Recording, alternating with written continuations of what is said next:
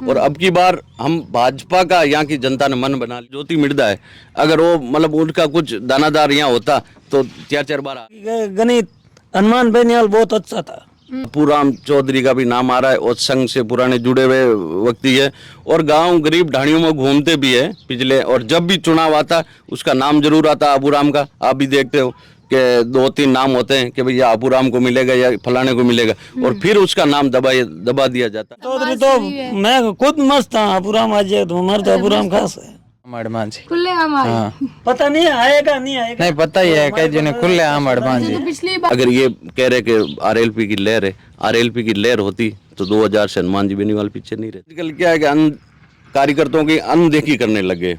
मैंने सबसे पहले मेरे घर पे हनुमान जी को यहाँ सीखों से तोले थे कि बापूराम को टिकट देना चाहिए, अच्छे व्यक्ति है और बहुत ही बढ़िया व्यक्ति है बापूराम जी, जनता के बीच रहते हैं।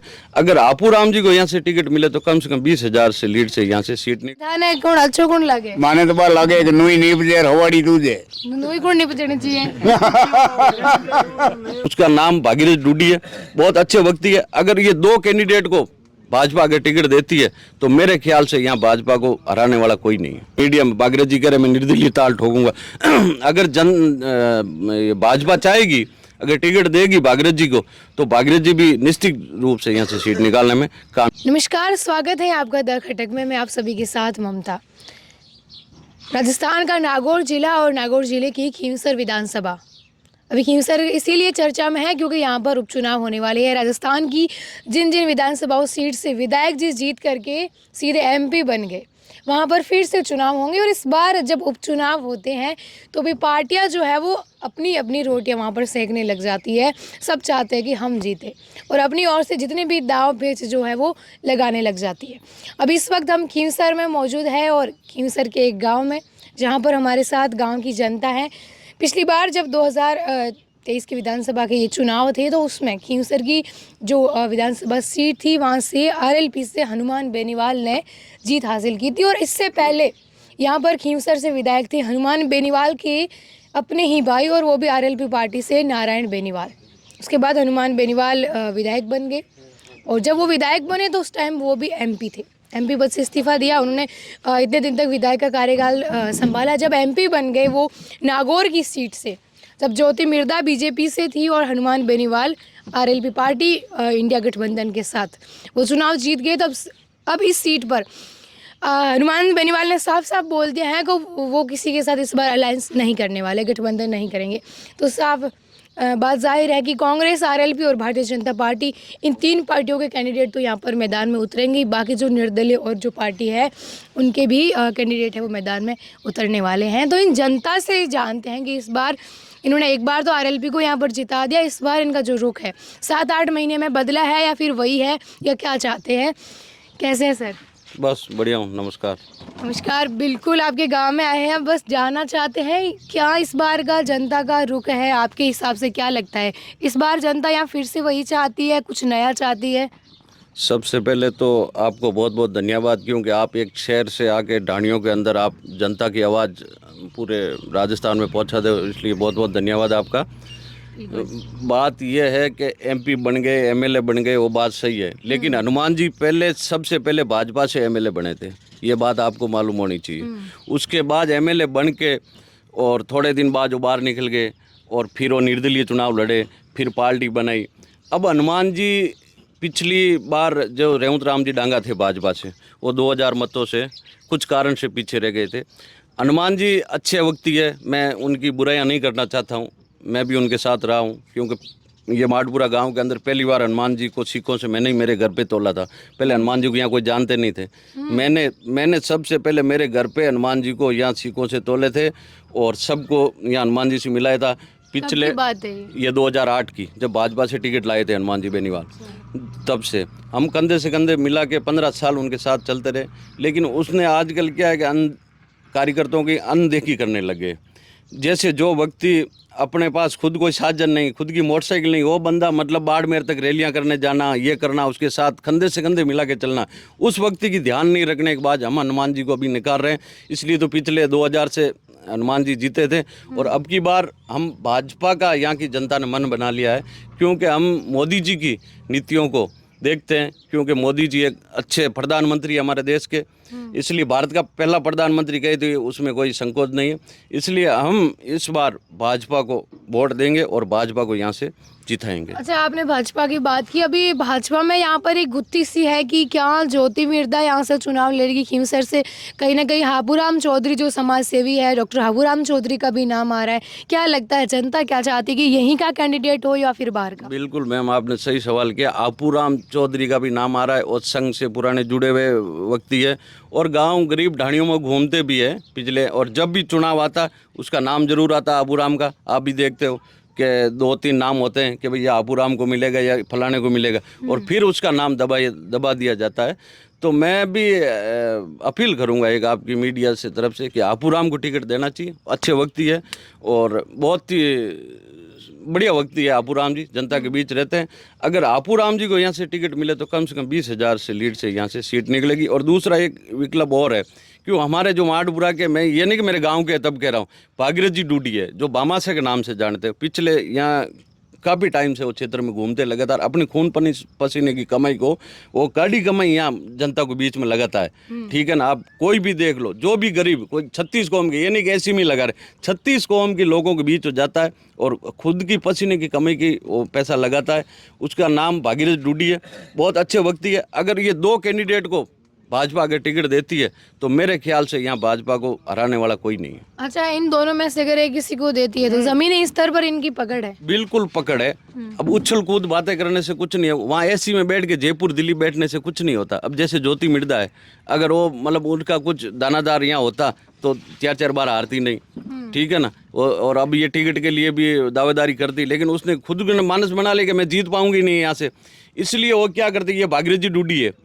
ठीक है ना, ये पिछली बार भागीरथ जी को बोला था आप लोकसभा मेरे साथ लग जाओ, मैं आपको टिकट दिला दूंगी। भागीरथ जी चुनाव में जिगर जान से लगे और तब तो 2000 से मार्जिन रही। ये सरे पूरा भागीरथ जी डूडी को और जनता को ही जाता है, क्योंकि वो जनता के बीच रहते। और ज्योति मिर्धा अभी पता नहीं इनको, अभी मैंने बयान पढ़ा था 2 दिन पहले मीडिया में, भागीरथ जी कह रहे मैं निर्दलीय ताल ठोकूंगा। अगर भाजपा चाहेगी, अगर टिकट देगी भागीरथ जी को, तो भागीरथ जी भी निश्चित रूप से यहाँ से सीट निकालने में कामयाब रहेंगे। अच्छा, ये एक बात कहीं ना कहीं उठती है कि ज्योति मिर्धा तो बाहरी उम्मीदवार है, बाहरी कैंडिडेट, आपको क्या लगता है? ज्योति भी बढ़िया है एंड भागीरथ जी भी बढ़िया है, हाबूराम डॉक्टर साहब भी बढ़िया है। अच्छा, तो बट तीनों तो एक साथ आ नहीं ठीक सकते है, ना। तो एक को मिलेगा तो भी हम उनके साथ रहेंगे। अच्छा, सवाल तीनों के इतनी साथ हिंदी हिंदी तो माना हुआ कौन, मैं तो रही मारवाड़िया एंड मैं तो कहाँ, एक तो भ्रष्टाचार ऐसी बंद करने वाला नेता होगा, हर एक के साथ जुट जाएगा कि किसी के साथ मैं गवाह दे दूंगा, ऐसी का मुद्दा बना के दो, उनका पैसे उठा लेंगे, तो उनके प्रति तो हम रहेंगे नहीं। सवाल उठाने की गणित हनुमान बेनियाल बहुत अच्छा था। अच्छा, वो सवाल उठाते थे? नहीं, न्याय के प्रति, नहीं तो फाइल फेंक देते चल।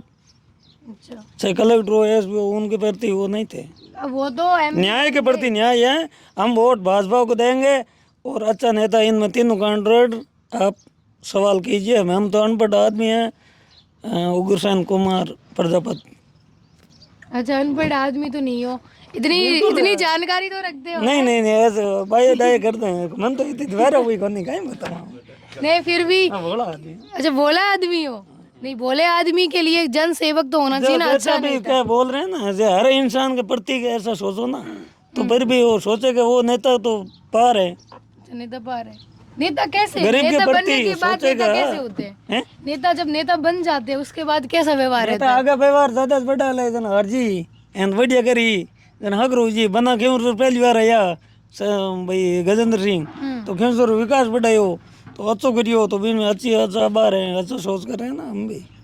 ये बात है। अब हनुमान बेनीवाल तो सांसद बन गए हैं खुद वो, बट वो इस सीट पर किसी और को टिकट सोच नहीं रहा होगा। हमारा सवाल यही है, अगर प्रत्येक सोचता नहीं तो फिर भी वो आ जाएगा। अच्छा, ऐसा है।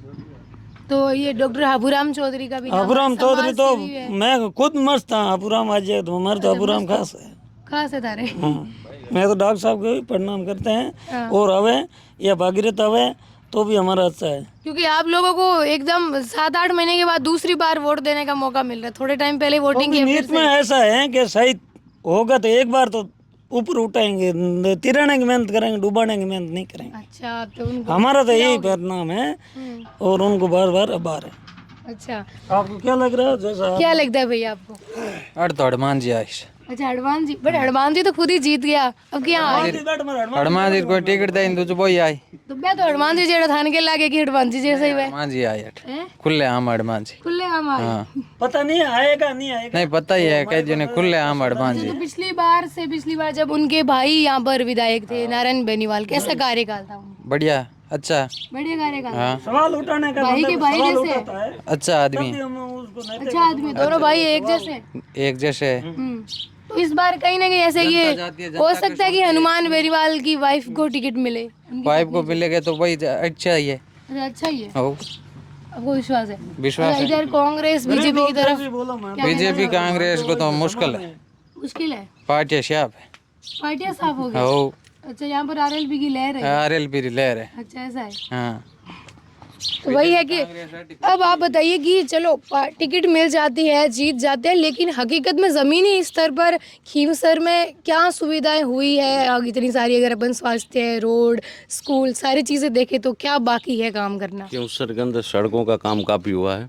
बाकी सबसे बात तो ये है कि खींवसर के अंदर बड़ा हॉस्पिटल नहीं है। हॉस्पिटल नहीं, यहाँ से मेरी बात सुनो, गजेंद्र सिंह खींवसर लॉर्ड से चुनाव लड़ते हैं, वर्तमान में मंत्री है राजस्थान की गवर्नमेंट में, वो खींवसर से आते हैं, प्रॉपर खींवसर से। और अपने हनुमान बेनीवाल जी यहाँ से आते हैं, लेकिन बड़ा हॉस्पिटल की सुविधा खींवसर में नहीं है।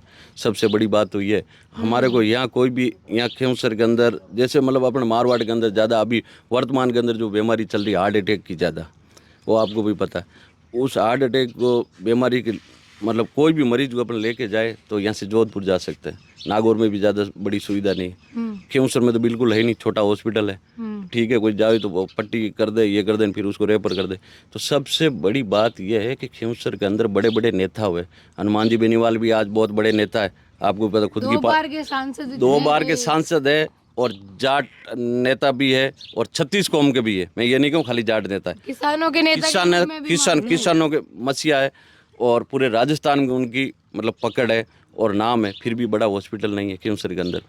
बोलो, ये दो मतलब यहाँ से मतलब हनुमान जी चलो मंत्री नहीं बने तो भी मतलब यहाँ से बहुत बड़े नेता थे। खींवसर गजेंद्र जी खींवसर 2 बार यहाँ से मंत्री बन गए। बड़ा हॉस्पिटल नहीं है, कहने का मतलब जब तक फेर बदल नहीं होगा। ये दुख की बात है कि इतनी बड़ी आबादी रहती है और बड़ा हॉस्पिटल नहीं है। हॉस्पिटल नहीं, वो तो दुख हमारे को पता है। ये नेता तो बड़ी बड़ी बातें करते हैं, इतने बड़े लोग यहाँ से निकल चुके हैं, इतने बड़े लोग यहाँ से निकल के जाते हैं। शर्म की बात यह है कि यहाँ बड़ा हॉस्पिटल नहीं है।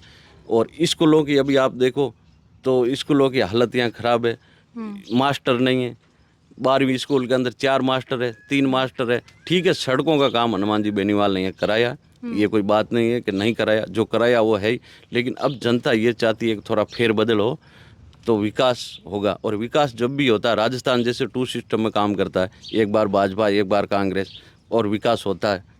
तो इस हिसाब से जनता अब की बार ये चाहती है, अगर ये कह रहे कि आरएलपी की लहर है, आरएलपी की लहर होती तो 2000 से हनुमान जी बेनीवाल पीछे नहीं रहते। 2000 में क्या क्या होता आप बताओ। 2000 में 2000 वोटों से सिर्फ पीछे रहे। क्यों रहे? कि मतलब वो कार्यकर्ता को अनदेखी करनी, थोड़ा विकास में कमी, इसलिए हो गया था।